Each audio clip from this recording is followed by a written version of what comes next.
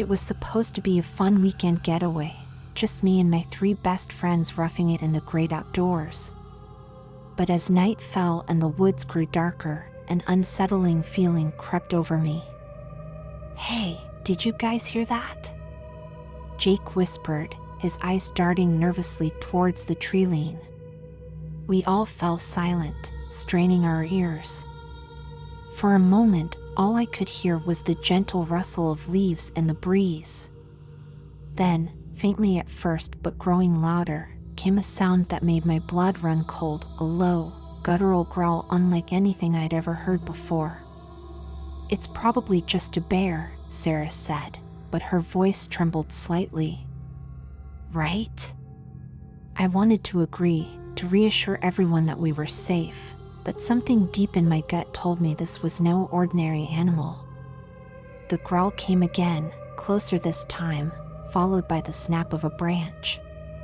"Maybe we should head back to the tents," I suggested, trying to keep my voice steady. As if on cue, a blood-curdling scream pierced the night air, causing us all to jump. It sounded human, but distorted somehow, filled with a primal terror that sent shivers down my spine. "What the hell was that?" Mike exclaimed, his face pale in the firelight. Before anyone could answer, the bushes at the edge of our campsite began to rustle violently. We scrambled to our feet, hearts pounding as we faced the unknown threat lurking just beyond the reach of the firelight. "Hello?" Jake called out, his voice barely above a whisper. "Is someone there?" The rustling stopped abruptly, replaced by an eerie silence that seemed to press in on us from all sides. Then, slowly, a figure emerged from the darkness. At first glance, it appeared to be a man, but as it stepped into the light, I realized with horror that something was terribly wrong. Its limbs were too long, joints bent at unnatural angles. Its skin was a sickly gray, stretched taut over protruding bones. But it was the face that truly chilled me to my core. Where eyes should have been, there were only empty, gaping sockets, and its mouth was filled with rows of needle-sharp teeth. Sarah let out a strangled gasp, and the creature's head snapped in her direction. In that instant, I knew we had to run. "Go!" I shouted, grabbing Sarah's arm and pulling her towards the path that led back to our campsite. We sprinted through the dark forest, branches whipping at our faces as we stumbled over roots and rocks. I could hear the thing pursuing us, its inhuman shrieks growing closer with each passing second. "The tents!" Mike yelled as we burst into the clearing where we had set up camp. But as we approached, I saw with mounting dread that our tents were in tatters, ripped to shreds by what looked like massive claws. Our supplies were scattered everywhere, and there were dark stains on the ground that I prayed weren't blood. "What do we do now?" Sarah sobbed, clinging to my arm.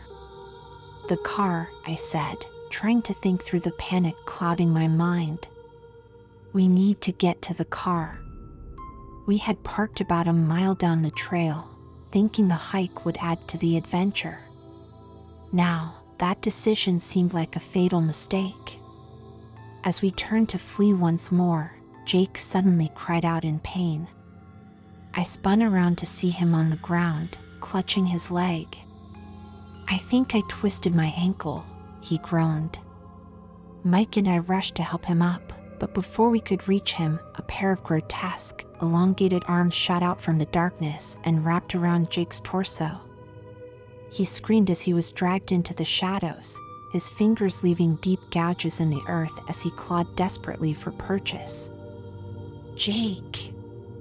Sarah shrieked, starting after him. I grabbed her, holding her back. "We can't," I choked out, tears streaming down my face. "We have to go. Now." The 3 of us ran blindly through the woods, the sound of Jake's fading screams mixing with the creature's triumphant howls. I had no idea if we were even going in the right direction anymore, but I knew we couldn't stop. After what felt like hours, we finally stumbled onto the dirt road where we had left the car.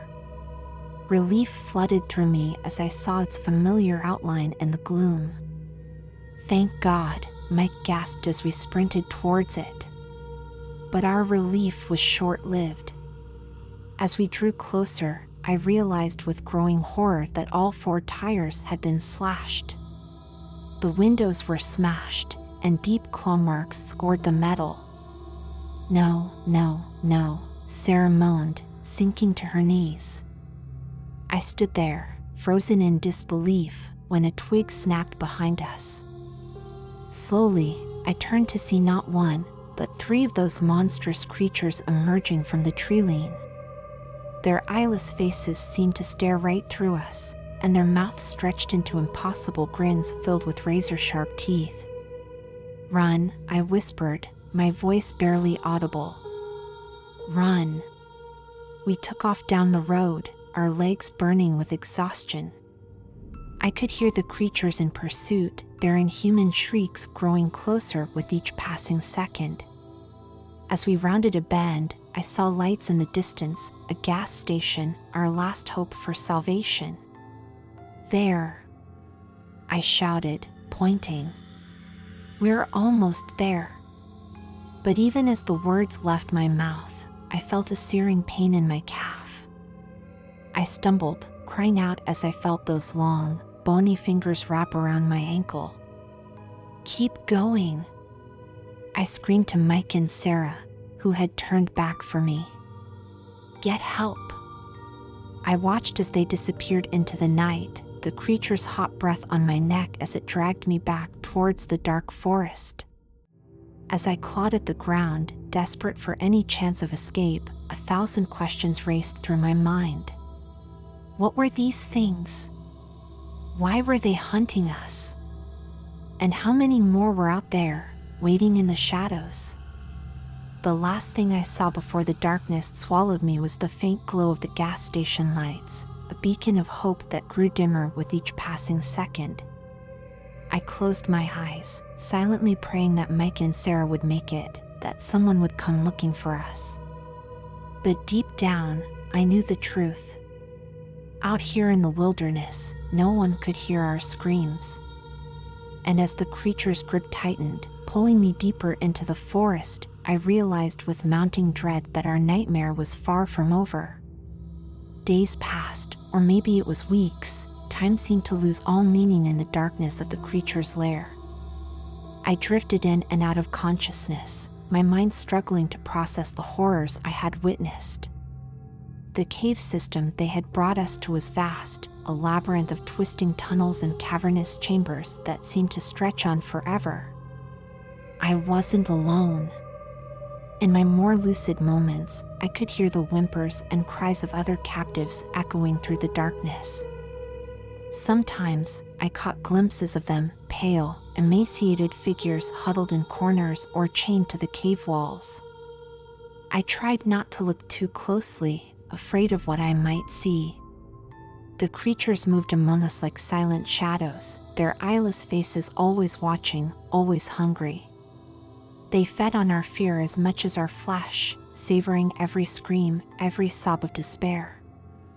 I thought often of Mike and Sarah, clinging to the hope that they had made it to safety, that help was coming. But as time wore on, that hope began to fade, replaced by a gnawing certainty that no one was coming to save us. One day, or night, it was impossible to tell down here, I heard a commotion from deeper in the caves. The creatures were agitated, moving with a purpose I hadn't seen before. As they passed by my small alcove, I caught snippets of their guttural language, a series of clicks and growls that sent shivers down my spine. Then, carried on the stale air of the cavern, I heard a sound that made my heart skip a beat, human voices. Not the broken sobs of the other captives, but strong, determined shouts. "Hello? Is anyone there? We're here to help." For a moment, I was sure I was hallucinating. But as the voices grew closer, Hope surged through me like an electric current. I opened my mouth to call out, to guide the rescuers to us, but no sound came out. My throat was raw from disuse and dehydration.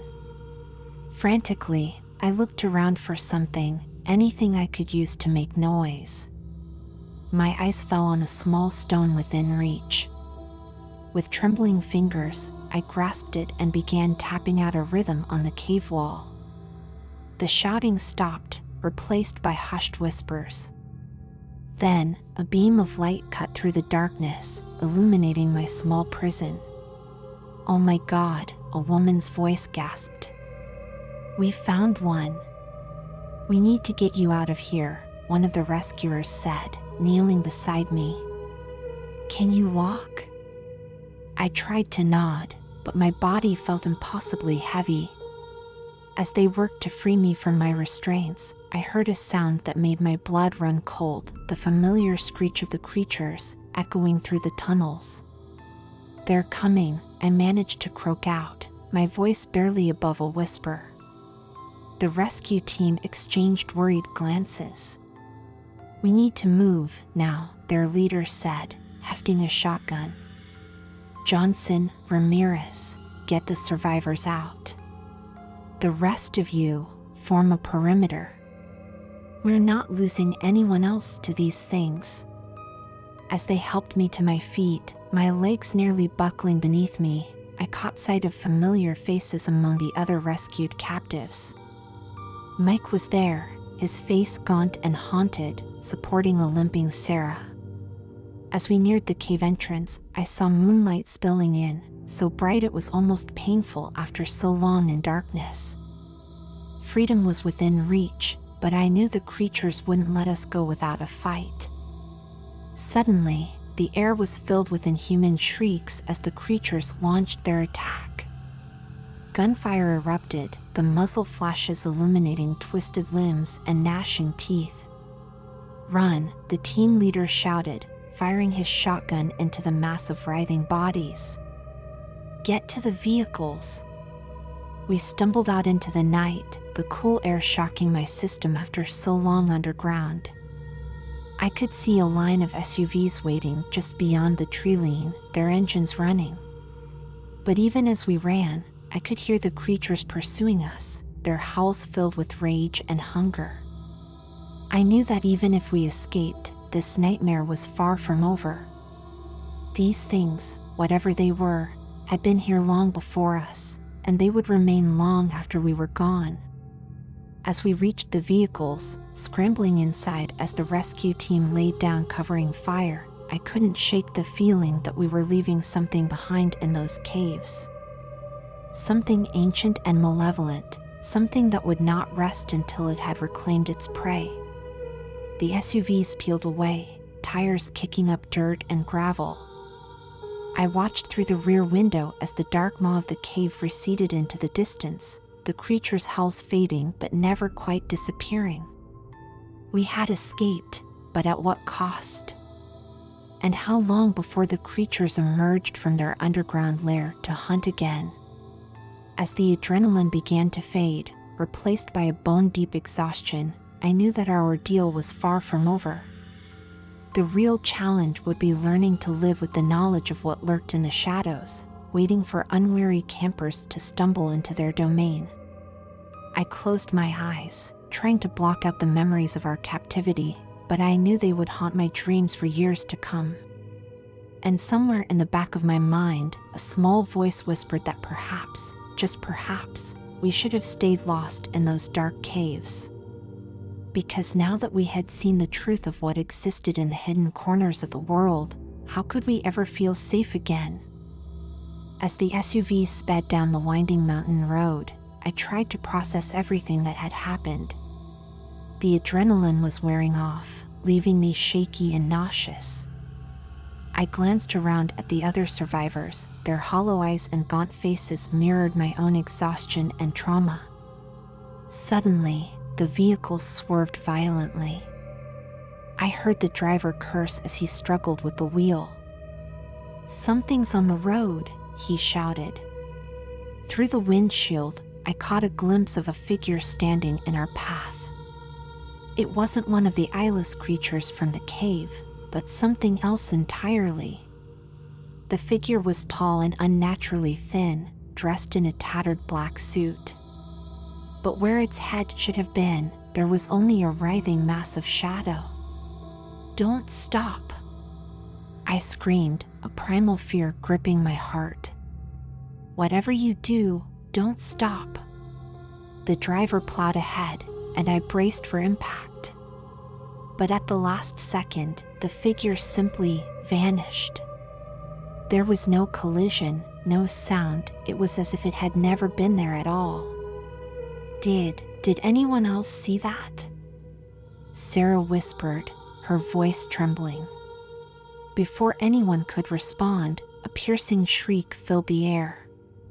The rescue team leader's voice crackled over the radio. "We've got company. They're coming up fast behind us." I turned to look out the rear window and felt my blood turn to ice. A horde of the eyeless creatures was pouring out of the forest, moving with impossible speed. But they weren't alone. Interspersed among them were other things. Shadows that seemed to move independently of the light. Floating orbs of sickly green fire. And towering over them all, a massive, antlered shape that made my mind recoil in horror. "Faster!" Mike yelled, his eyes wide with terror. "We need to go faster." The SUVs accelerated, engines roaring as we tore down the mountain. But the creatures were gaining on us, their howls growing louder with each passing second. Suddenly, the radio crackled to life again. "This is Johnson in the rear vehicle," a panicked voice reported. "Something's on the roof."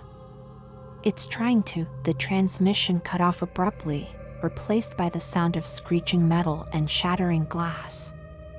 In the rearview mirror, I watched in horror as the last SUV in our convoy veered off the road, plunging into the darkness below.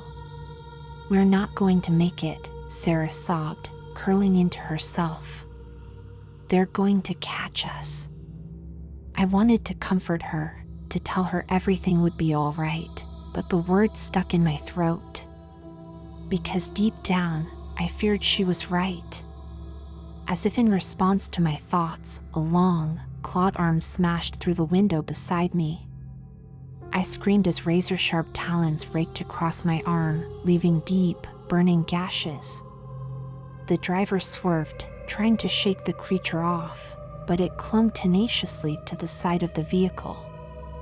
In that moment of chaos, something strange happened. The pain in my arm flared, and suddenly, my vision shifted. The world around me seemed to ripple and distort, like I was seeing through a heat haze. And in that warped reality, I saw something else. Overlaying the physical world was another layer of existence, a realm of swirling energies and impossible geometries. The creatures pursuing us were there, but they were different. More complete, somehow. As if what we had seen in the physical world was only a pale shadow of their true forms. And I realized with a jolt of terror that they weren't just chasing us. They were hurting us. "Stop the car!" I shouted, my voice hoarse with fear and revelation. "We have to stop." "Are you insane?" the driver yelled back. "They'll tear us apart." "Trust me," I pleaded, though I hardly understood it myself. "If we keep going, we're driving right into their trap." I closed my eyes, trying to recapture that strange double vision. When I opened them again, the world was once more overlaid with that impossible realm of energy and light. "We need to break the circle," I said, my voice sounding distant to my own ears. "It's not just physical, they've trapped us in something else. A ritual, maybe." The rescue team looked at me like I'd lost my mind, but Sarah nodded slowly. "I think I can see it too," she said. "Ever since they took us, it's like there's more to the world than I could see before."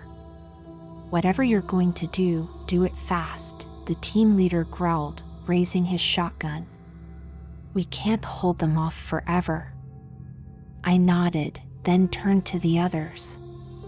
"On my count, I want you to throw your objects at the circle. Aim for the spaces between the creatures. Ready?" They nodded, faces pale but determined. "Now." As one, we hurled our makeshift talismans at the barrier.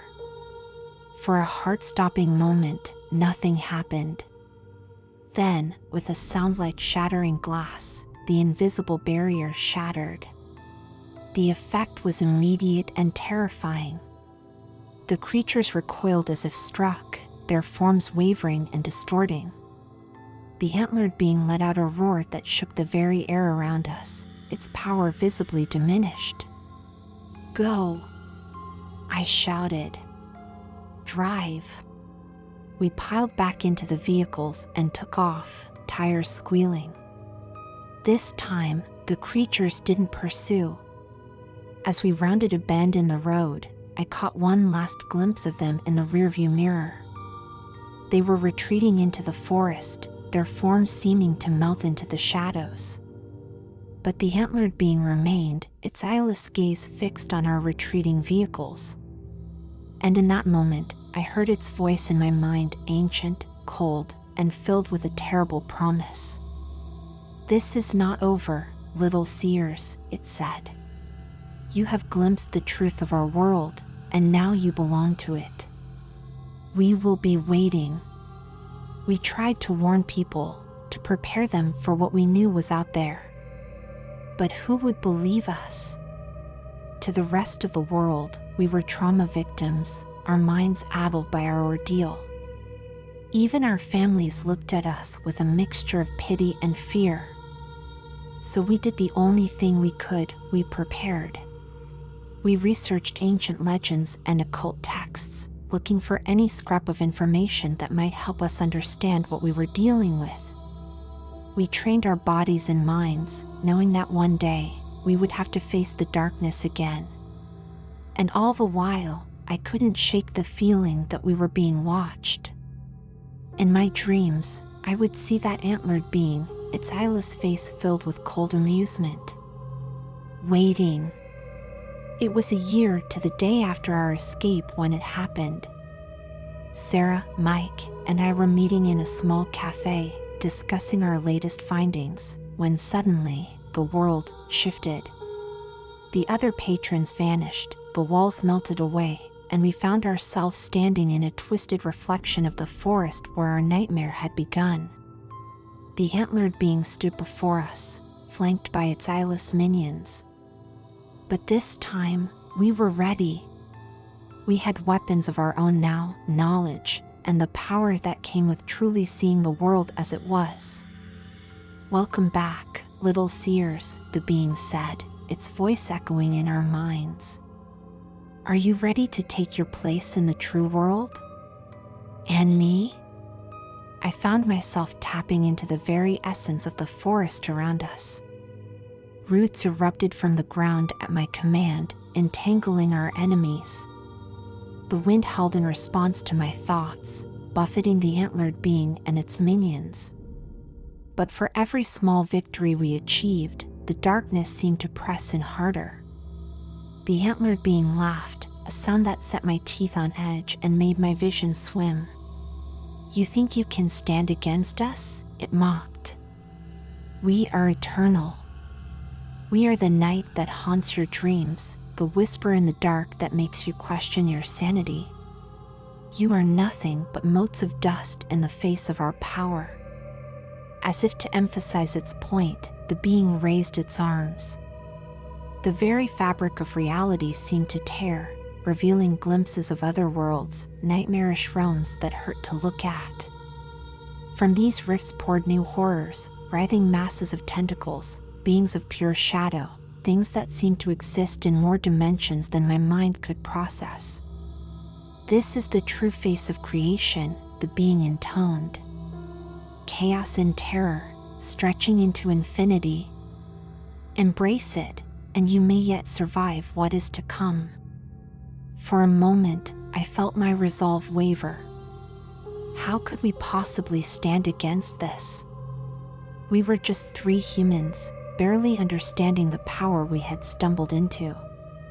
But then I remembered the fear in the eyes of the other captives we had left behind in those caves. I thought of all the people out there who had no idea of the dangers lurking in the shadows. And I knew we couldn't give up. "You're wrong," I said, my voice growing stronger with each word.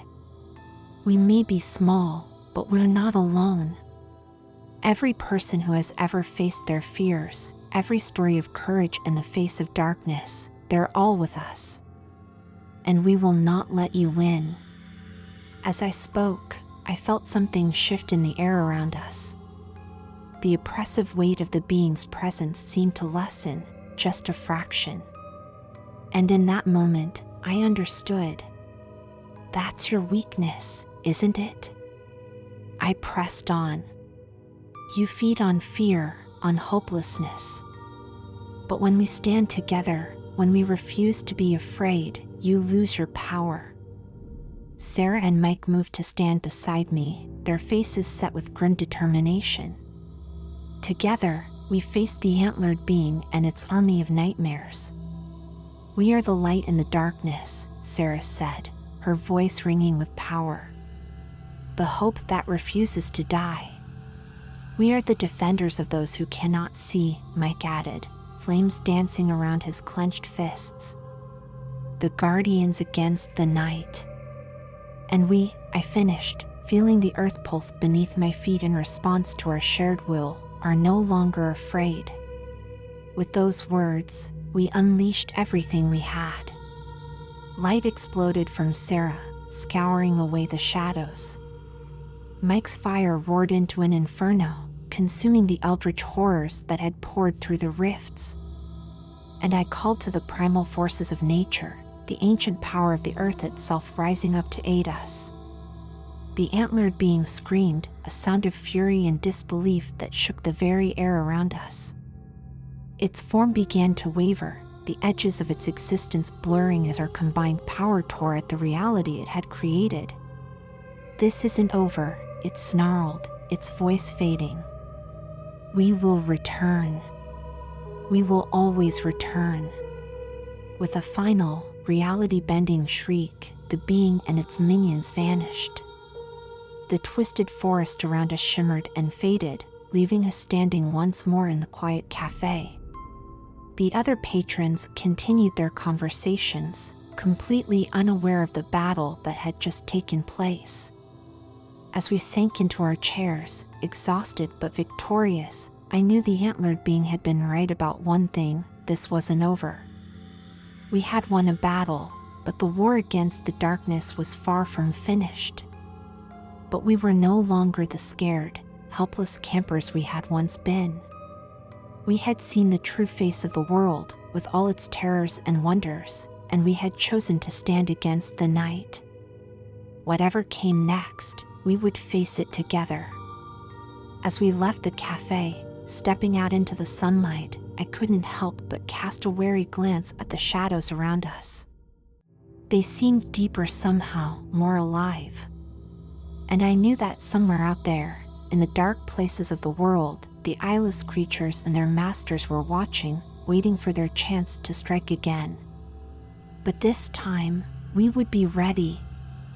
For we had become the thing they feared most, a light in the darkness, a beacon of hope for all those lost in the shadows. And as long as we stood together, the night would never truly win.